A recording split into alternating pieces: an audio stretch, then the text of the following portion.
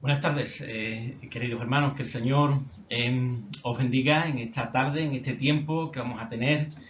Sé que es un tiempo que dedicáis por la tarde, donde se pone el estudio, pero si lo puedes oír en otro momento, pues bueno, Dios te bendiga. Y me alegro una vez más de estar con todos vosotros. Como sabéis, tenemos por delante en el estudio de eclesiología. Hoy es un punto de envergadura. Quiero daros el material, sabéis que quiero que tengáis el contenido para que lo podáis ver, para que lo podáis... Os quiero dar el mayor contenido, no por extenso, pero sí ponerlo en el tiempo y en las diapositivas que vamos a ver, para que tengas el material a mano y lo puedas usar, lo puedas mirar, lo puedas leer en otro momento y puedas tenerlo ahí y empaparte de la palabra del Señor. Sabéis que tenemos muy poco tiempo, que tampoco en ese sentido nos podemos extender como nos quisiera o quisiéramos, ¿no? Yo creo que tanto tú, si estás ahí, como yo también, de tener un tiempo de preguntas, etcétera, ¿no? Y de poder, bueno, pues poder entrar en esta materia que es eclesiología, que, como he dicho en otros momentos, sería muy largo, de muchas horas y de días, ¿verdad? Porque es una asignatura de teología, pero bueno, la estamos dando a nivel en nuestros medios, de manera resumida, en por lo menos los aspectos que yo he creído que pueden ser importantes. Por lo tanto, vamos a comenzar en esta tarde. No te voy a poner hoy el resumen que he puesto en estos días, ya lo conoces, porque quiero aprovechar la tarde. Dios te bendiga. En el nombre poderoso de Jesús le pedimos al Señor que nos bendiga, que su Espíritu Santo esté con nosotros, que nos ministre a través de su poder, y que Él levante nuestros corazones.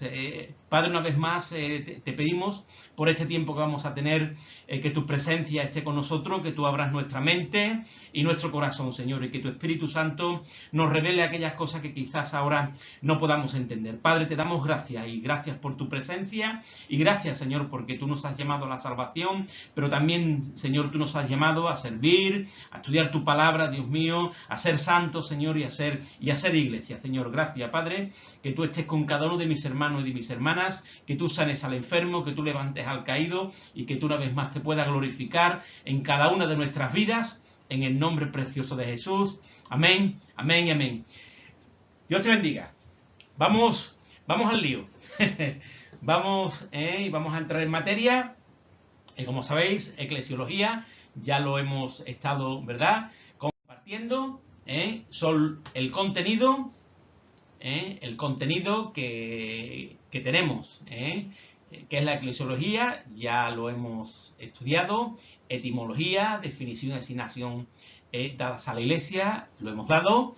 La semana pasada terminamos con el punto 2 y dimos el 3, el 4 y el 5, que no es Iglesia, que es Iglesia, y la Iglesia, fundación divina, que decíamos que evidentemente interviene la Trinidad, ¿verdad? El Padre llama, elige, escoge, el Señor Jesucristo, nuestro Señor, lleva a cabo el ministerio de la redención, ¿verdad?, en la cruz del Calvario, y el Espíritu Santo, bueno, pues da ese comienzo a la Iglesia ya en el día de Pentecostés, y la Trinidad vemos cómo interviene en la fundación de la Iglesia. Hoy vamos a tocar el punto 6, ordenanzas, ministerios y membresía dentro de la Iglesia. Creo que es un tema importante, es un tema que, ya digo, daría para extendernos, daría para preguntas, daría para cuestiones, pero bueno, vamos a dar calidad, y vamos a dar todo lo que podamos, lo vamos a dar en esta tarde. Son textos, hermanos y hermanas, que yo he puesto, que creo que son textos importantes. No todos los textos los vamos a ver, porque ya digo, pasaríamos mucho tiempo, pero vamos a ir alternando algunos textos para ir también mirando la palabra y poder compartir la palabra, que es lo que nos interesa, enriquecer nuestro corazón con la palabra del Señor. Por lo tanto, en este día vamos a ver ordenanza, ministerios, membresía, que primero va la membresía y después va los ministerios. Y como he visto en algún aspecto, he intentado, como sabéis, desde la semana pasada, ya he intentado de poner la letra un poquito más grande, para que se vea. Eso da opción a que podamos poner un poquito más de diapositivas. Muy bien. Ordenanzas, membresías y ministerios. Vamos a ver en primer lugar ordenanzas. Ordenanzas. Y ahí tengo lo que he estado llevando a cabo y leemos. Llamamos ordenanzas a los ritos o acciones externas establecidas e instituidas por nuestro Señor Jesucristo. Estas ordenanzas para la mayoría de las iglesias bíblicas son dos: el bautismo y la cena del Señor o Santa Cena, ¿verdad? Como también lo conocemos. El bautismo y la cena del Señor. Tomar el pan y el vino. A estas ordenanzas se les ha llamado también sacramentos. Pero ahí lo relato, ten cuidado, porque para no confundirnos con aquellas que llaman sacramentos a Iglesia Católica, Anglicana, etcétera, ¿verdad? Y que para ellas son 7, que no vamos a relatar ahora, pero son 7, y que imparten gracia, ¿verdad? Imparten parte de salvación, etcétera. Influyen incluso en el tema de salvación para lo que es la Iglesia Católica, Anglicana y alguna más, ¿verdad?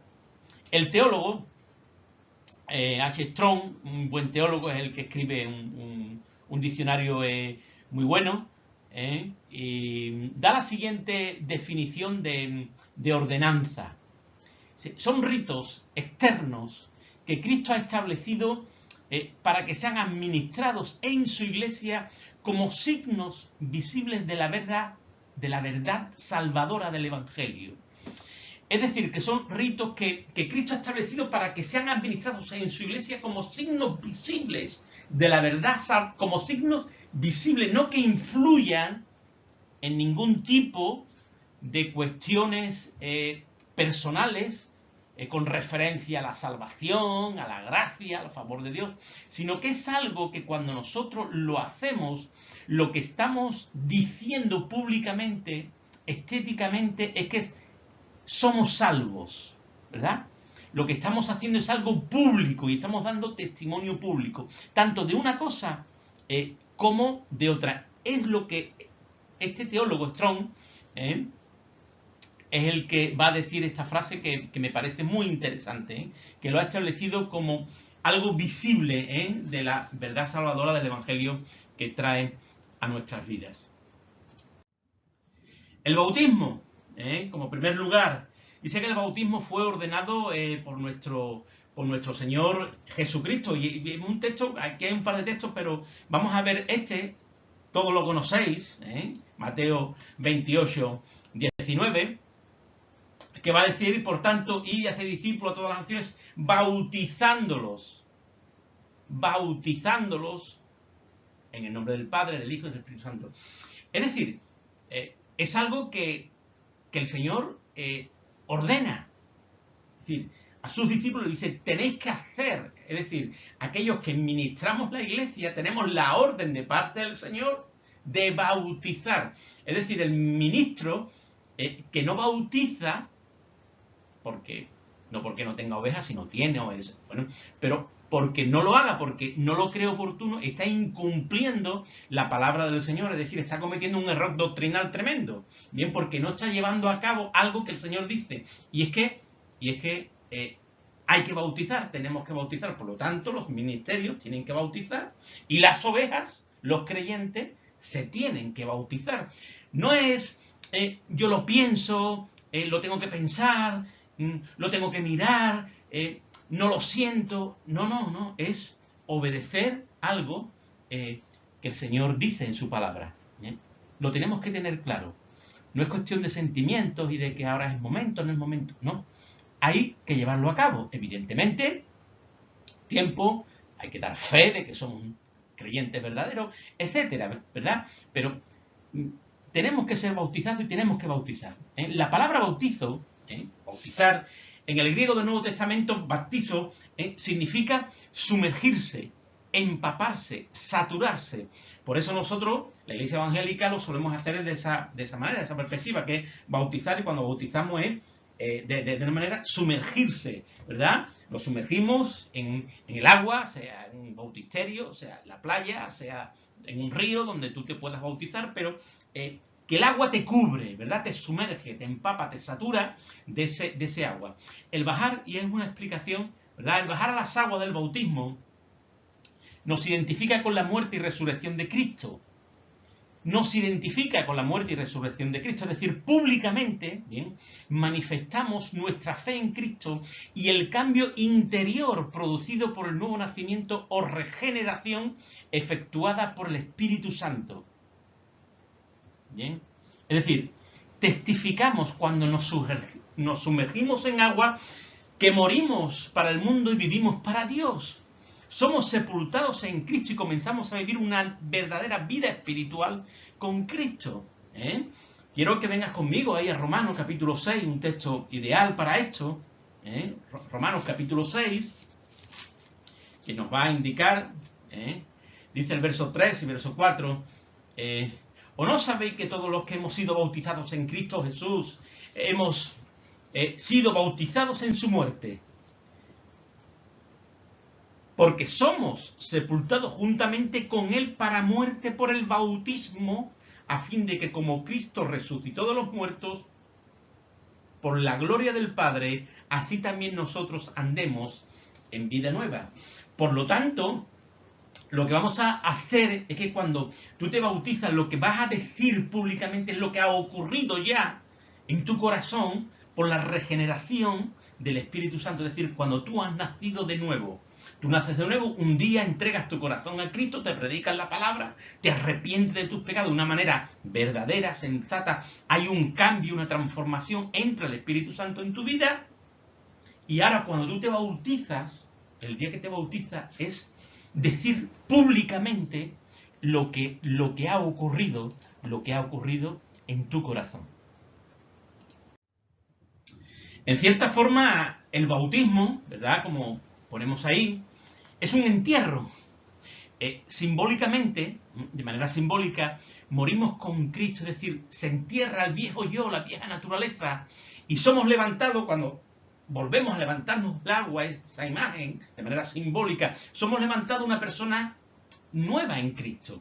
En este acto simbolizamos la muerte y resurrección de Cristo y nos identificamos con Él en su muerte y resurrección. Cristo murió, pero se levantó de la tumba, ¿verdad? Resucitó. Nosotros hacemos lo mismo. Morimos, bajamos al agua, morimos y nos levantamos como una persona nueva.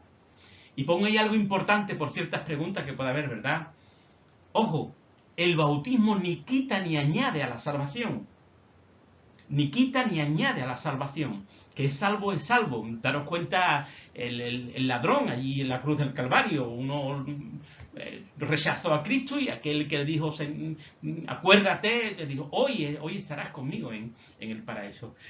Es decir, no quita ni añade a lo que es nuestra salvación, pero hay que llevarlo a cabo porque es un mandato del Señor.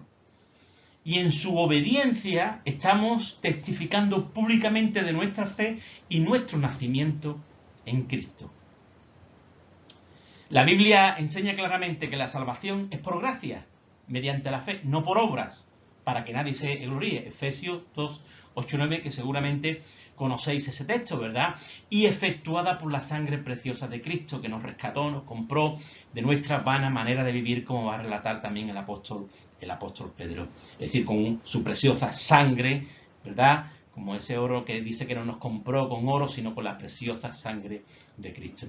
Es decir, por lo tanto, el bautismo lo que va a significar es eso, que nosotros vamos a decir públicamente que somos nuevas criaturas en Cristo, que hemos muerto a nuestra vieja naturaleza y que somos del Señor, que le pertenecemos a Él y que ha ocurrido algo tremendo y sobrenatural en nuestro interior. Ya no somos los mismos, somos nuevas criaturas en Cristo. Cuando nos bautizamos, lo decimos públicamente. Amén. Por lo tanto, es una ordenanza que hay que llevar a cabo. Hay que obedecer la ordenanza del bautismo. En segundo lugar, es esta diapositiva, para no entrar ¿verdad? En la Santa Cena. La Santa Cena, como conocéis, ¿verdad? La Cena del Señor, la Santa Cena, etc. También fue instituida por Jesús en la Pascua, en Mateo 26, en Mateo 26, si vienes conmigo a la Biblia, espero que tengas tu Biblia ahí, que tengas la libreta, un bolígrafo, estés anotando, quizás alguna pregunta que te pueda venir, etcétera, en los textos, ¿verdad? En Mateo 26 lo va a recoger muy bien y va a decir, cuando el Señor, bueno, pues va a comer la Pascua con sus discípulos, Este es el texto que encontramos en Juan capítulo 13, que le lava los pies a sus discípulos y demás. Aquí se encuentra ¿verdad? En el capítulo 26, en el capítulo 26 dice, y mientras 26, verso 26 dice, y mientras comían, tomó Jesús su pan y bendijo y lo partió y dio a sus discípulos y dijo, tomad, comed, esto es mi cuerpo. Y tomando la copa y habiendo dado gracias, les dio diciendo, bebed de ella todos, porque esto es mi sangre del nuevo pacto, que por muchos es derramada para remisión de los pecados. Y os digo que desde ahora no beberé más de este fruto de la vid hasta aquel día en que lo beba con vosotros en el reino de mi Padre.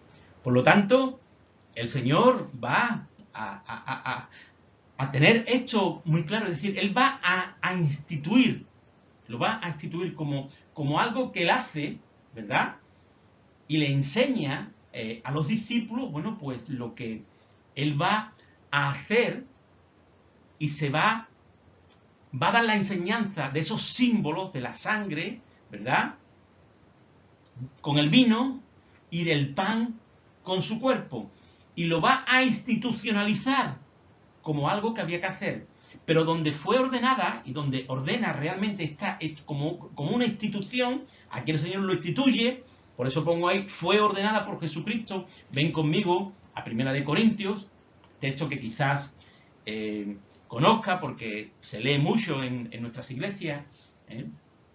Capítulo 11, ¿verdad? Versos 23 y 24, dice lo siguiente, dice, porque yo recibí del Señor, lo dice el apóstol Pablo, porque yo recibí del Señor lo que también os he enseñado, que el Señor Jesús la noche que fue entregado tomó pan, y habiendo dado gracias lo partió y dijo, tomad, comed, esto es mi cuerpo que por vosotros es partido.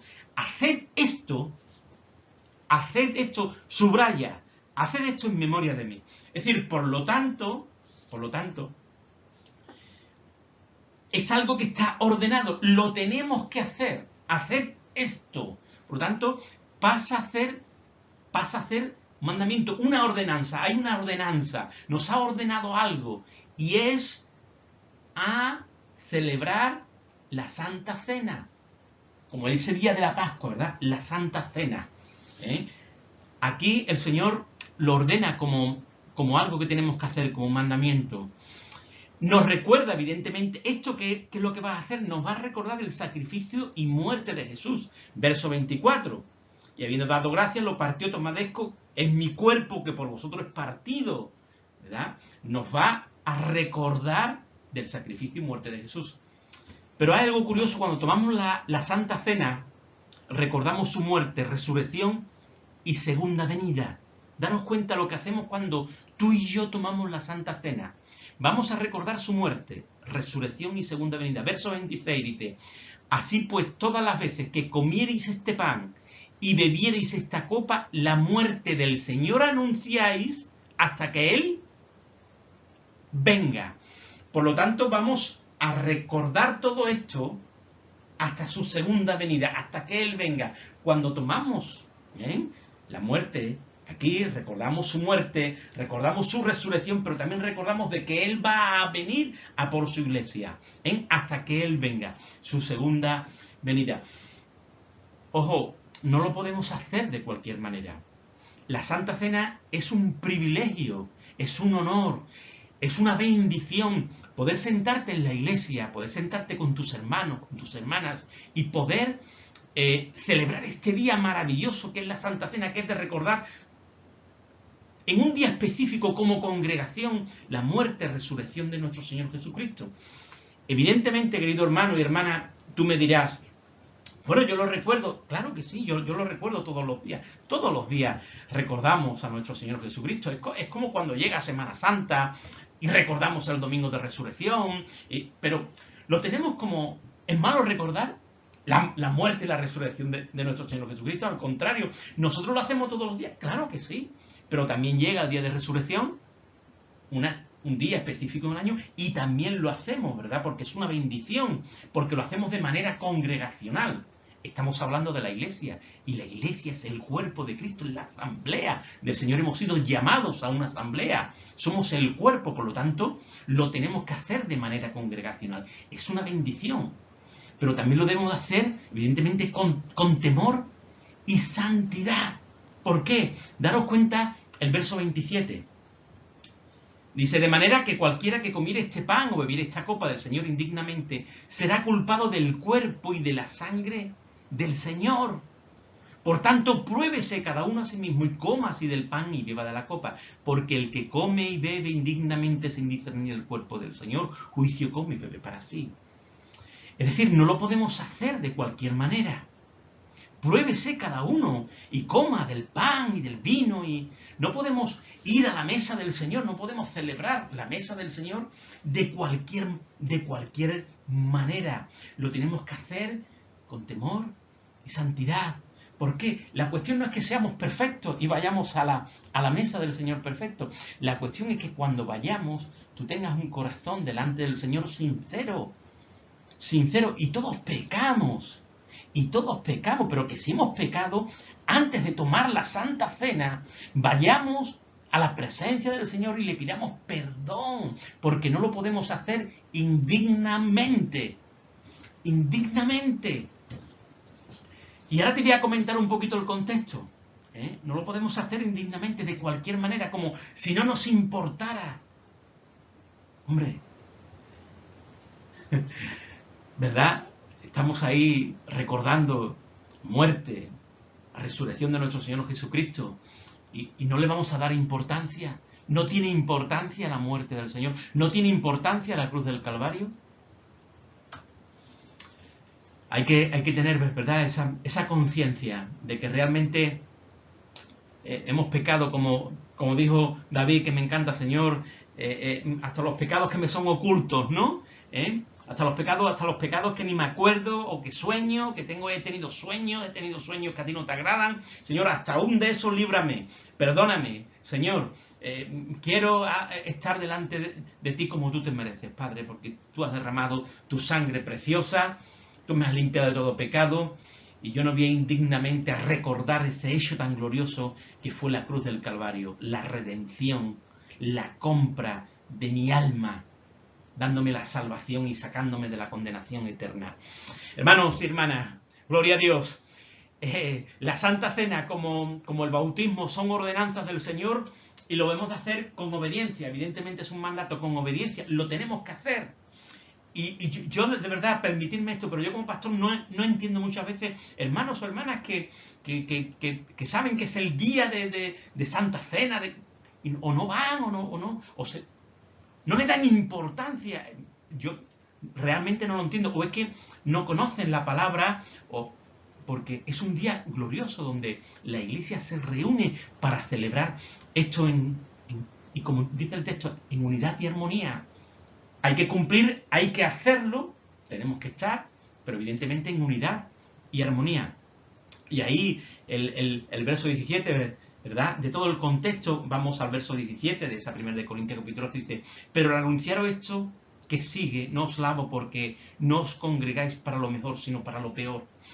Es decir, había ahí una serie de cuestiones ilícitas y cuestiones que lo estaban haciendo muy mal, porque los que tenían más comían antes, se embriagaban, no tenían en cuenta a los que no tenían, Es decir, había ahí unos abusos tremendos, ¿no? Unos abusos tremendos, ¿no? Por lo tanto, cuando vamos lo tenemos que hacer en unidad como congregación, pero también en armonía con mi hermano, con mi hermana y evidentemente con el Señor. No podemos tener ahora contiendas entre unos y otros y ir a la mesa del Señor, sino al contrario, lo tenemos que hacer en unidad y armonía. Por eso pongo ahí 11:17 y su contexto para que lo podáis leer y podáis meditar ahí. Evidentemente, ahí también nos encontramos Hechos 2, 42 al 47, que lo hacían con sencillez y con alegría de corazón, dice el texto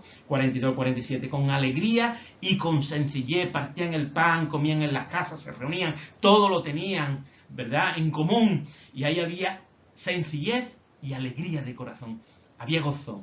Con gozo, pues evidentemente simboliza el nuevo pacto, ¿verdad? Como dice el Señor, el nuevo pacto. Este es mi nuevo pacto. Y ese pacto es el pacto de Dios con los hombres a través de Cristo. Por eso también hay cierto simbolismo con el Antiguo Testamento, Nuevo Testamento, ¿verdad? Con ese tiempo de la ley o tiempo de la gracia, ¿verdad? Este es el tiempo de la gracia, este es el tiempo del nuevo pacto, el Nuevo Testamento, donde es ese pacto de Dios con los hombres a través de Cristo, y en Cristo se cumplen las promesas del Señor. Bendito sea el Señor, bendita sea su presencia en medio de nosotros. Hermanos, a la Santa Cena también se le llama partimiento del pan o comunión, tener coinonía, ¿verdad? Coinonía, partimiento del pan o comunión. Bendito sea el Señor. Aleluya. Bien, pues ahí hemos tenido esas dos ordenanzas,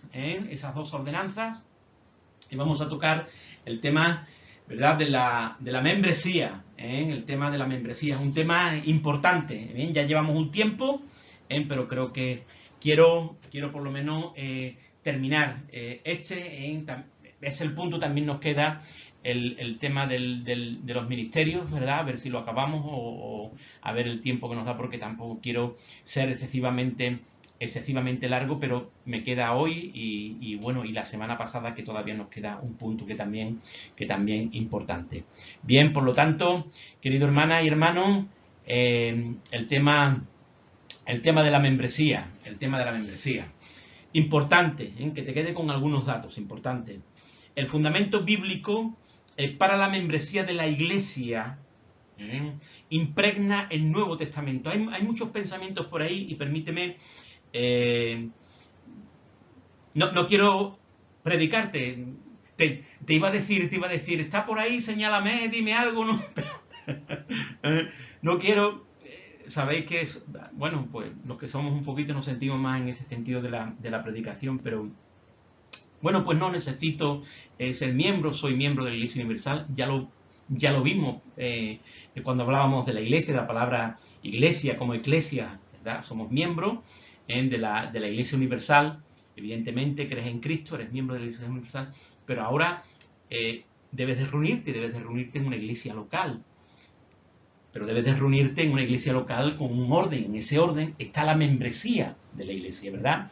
Y esta base bíblica, como pongo ahí, puede verse más claramente, primero, en el ejemplo de la iglesia primitiva, que había ahí un orden, se añadían, se discierne un cierto control, porque si no, daros cuenta del descontrol que esto sería, quiénes son, quiénes no son, quiénes vienen, quiénes no vienen, quiénes son los que entran, quiénes son los que no entran.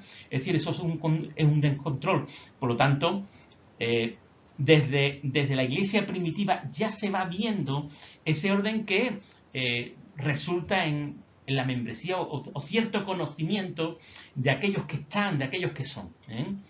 La existencia de un gobierno de la Iglesia, porque evidente ya comienza el gobierno de la Iglesia, ahí está en Hechos de los Apóstoles, todo lo que es la Iglesia primitiva, el desarrollo que tiene.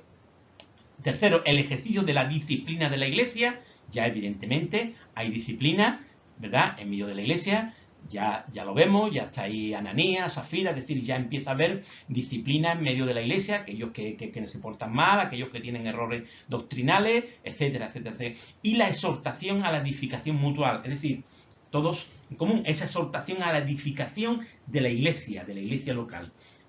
Por ejemplo, ahí podemos ver esos ejemplos, si estás ahí en Corintios, que hemos leído antes, Primera de Corintios, capítulo 1, verso 2, este texto lo hemos leído también, ¿verdad? Pero dice en el capítulo 1 de Primera de Corintios, verso 2, dice, a la iglesia de Dios que está en Corintio, a la iglesia de Dios que está en Corinto, los santificados en Cristo Jesús, llamados a ser santos con todos los que cualquier lugar invocan el nombre de nuestro Señor Jesucristo, Señor de ellos y nuestro. Es decir, a la iglesia que está en Corinto. Es decir, ¿qué iglesia? Bueno, pues los que se reúnen aquí. ¿Quiénes son los que se reúnen aquí? Bueno, pues fulano, sutano, Antonio, Pepi, Juan, Manuel. Es decir, los que se reúnen aquí. En Romanos, capítulo 1, también ahí, ¿verdad? Romanos capítulo 1, verso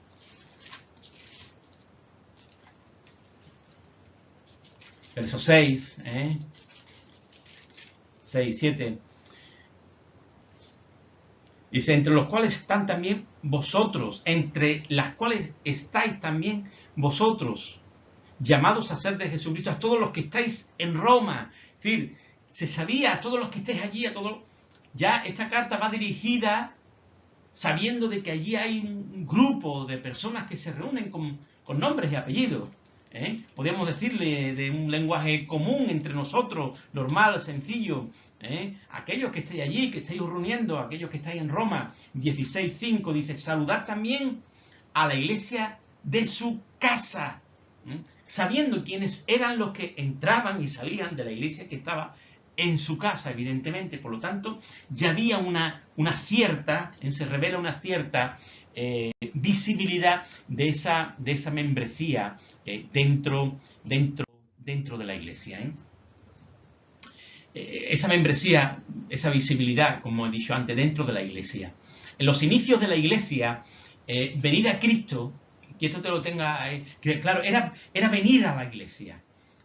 La idea de experimentar salvación, porque esto es algo que tenemos que entender. La idea de experimentar salvación sin pertenecer a una iglesia local era extraña para el Nuevo Testamento. Cuando los individuos se arrepentían y creían en Cristo, eran bautizados y agregados a la iglesia. Los que habían de agregarse a la iglesia. Y ahí están esos textos que puedes mirar. Hechos 2, ¿verdad? Los que creían se añadían a la iglesia. Es decir, se añaden. ¿Quién? Pues se añade fulano, se añade sutano, se añade María, se añade Pepi, se añade. Es decir, se añaden estos. Bien, en esos textos, pues bueno, podéis mirar de una manera más clara este sentido, ¿verdad? Agregados a la iglesia. Más que en simplemente experimentar un compromiso privado con Cristo, que de esto hoy en día hay, no en día, ya desde hace tiempo, grupos, bueno, pues yo con Cristo, sí, todos tenemos a Cristo. Yo con Cristo en mi casa, sí, que todos tenemos a Cristo en casa, por la noche, cuando estamos sentados, cuando estamos acostados, cuando estamos viendo el televisor, cuando estamos haciendo cosas buenas y cosas malas, también está Cristo. Pero es que Cristo nos llama a ser iglesia, nos llama a ser cuerpo. No es que esto sea una invención humana, sino que esto es de Dios. La fundación, lo hemos visto en la clase de la semana pasada, la fundación de la iglesia, y que interviene como Dios en toda su esencia, Padre, Hijo y Espíritu Santo. Por lo tanto, la importancia de esto no es que simplemente experimentar un compromiso que evidentemente Cristo es el que te convierte, no es la iglesia nos salva, pero sí que Cristo te lleva a la iglesia. Empiezas a formar parte del cuerpo. Esto significaba unirse formalmente con otros creyentes en una asamblea local y dedicarse a la enseñanza de los apóstoles, la comunión, el partimiento del pan, la oración. Es decir, quiero que venga conmigo a este texto que seguramente lo conoce y lo conocen muy bien. Hechos 2, ¿verdad? Se lee y se estudia. Hechos 2, 42, ahí al 47 pero si lees el 42 dice, y perseveraban, es decir, en la iglesia, ¿verdad? En la doctrina de los apóstoles, en la comunión unos con otros, en el partimiento del pan y en las oraciones. Es decir, eran iglesias, se reunían como una asamblea local para dedicarse a esto, al estudio, a la enseñanza, a la oración, como cuerpo. Por lo tanto, y lo pongo entre paréntesis, algo interesante, hay que tener idea de comunidad. Debemos de tener idea de comunidad. Somos una comunidad, somos un cuerpo. No podemos vivir nuestra fe solos. Hermano y hermana, no podemos vivir nuestra fe solo. Somos iglesia, somos el cuerpo, y el cuerpo no está dividido, ni tú te puedes amputar, porque entonces no vas a servir como tienes que servir, ni vas a dar fruto como tienes que dar fruto. Si eres parte del cuerpo, tienes que estar en el cuerpo. No podemos vivir nuestra fe solos. Di amén conmigo. Amén. Amén, Señor.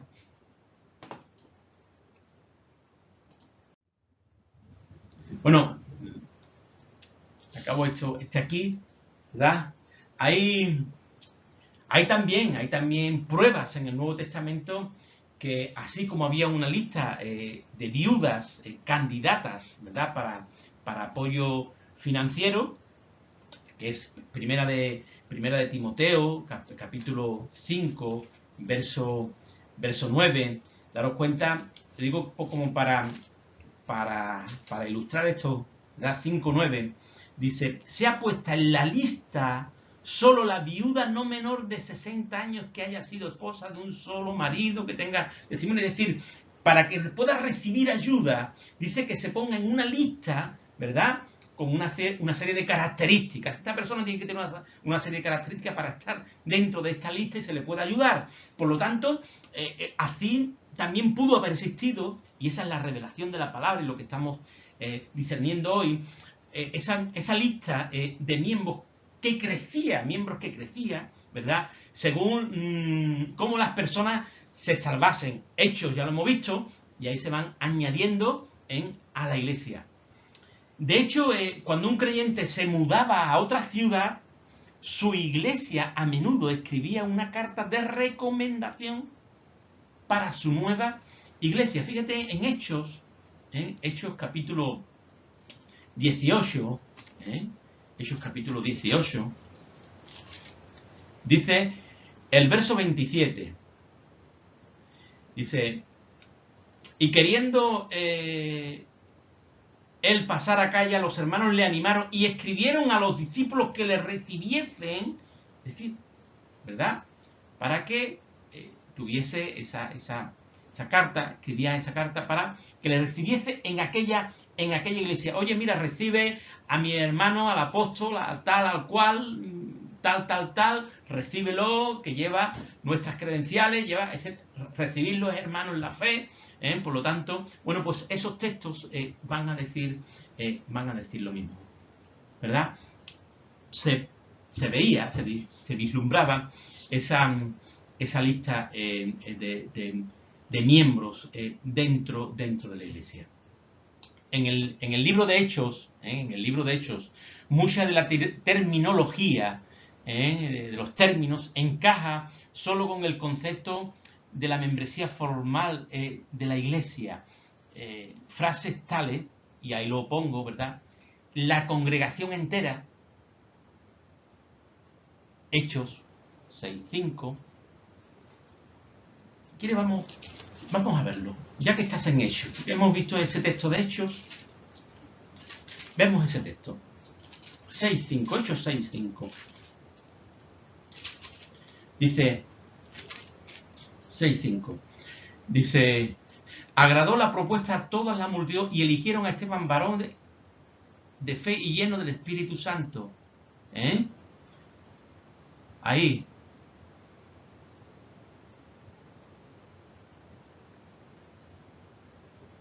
Prosélito de Antioquía, a los cuales presentaron ante los apóstoles, quienes orándoles y pusieron las manos. Y crecía la palabra del Señor y el número de discípulos se multiplicaba grandemente en Jerusalén. También muchos de los sacerdotes obedecían la fe, ¿verdad? Y ahí la congregación, están ahí, agradó la propuesta a toda la multitud. Daros cuenta, dice la congregación entera, a toda la multitud que estaba ahí de la iglesia. La iglesia en Jerusalén, 8.1. Te cuento de ese dato que estamos leyendo en el C5. La multitud, la iglesia, todos los que estaba ahí, la congregación entera. En 8.1 que dice, y Saulo consentía en su muerte en aquel día también una gran persecución contra la iglesia que estaba en Jerusalén. Los discípulos en Jerusalén, 9.26, en cada iglesia, 14.23, la iglesia entera, 15.17, y los ancianos de la iglesia, 20.17. Todo sugiere una membresía reconocible de la iglesia con límites bien definidos. Por lo tanto, se ve que a través de los tiempos y la iglesia primitiva, se ve de que realmente había una membresía ya en la iglesia. Por lo tanto, es algo que el Señor ya constituye como tal, iglesia, cuerpo, membresía local, membresía universal, pero ahora membresía local, para que tú puedas servir, para que tú puedas ser ministrado, para que tú puedas ser atendido, para que tú tengas unas responsabilidades, para que tú tengas una labor, una obligación, unos derechos, etcétera, etcétera, etcétera. Lo que es el entorno de lo que se vive en la comunidad eclesiástica, hablando de eclesiología, en las manos del Señor. Por lo tanto, no podemos estar de manera, bueno, yo voy allí, yo voy aquí. Tenemos que ubicarnos en un lugar y formar parte de ese lugar como cuerpo, y ahí dar el fruto pertinente en las manos del Señor. Un árbol no se puede estar, o una planta no se puede estar poniéndolo un día aquí, otro día allí, otro día allí, otro allí, porque un árbol se planta, se espera, se poda para que dé fruto, y se deja en un sitio, se riega, se abona, se poda, para que pueda dar fruto.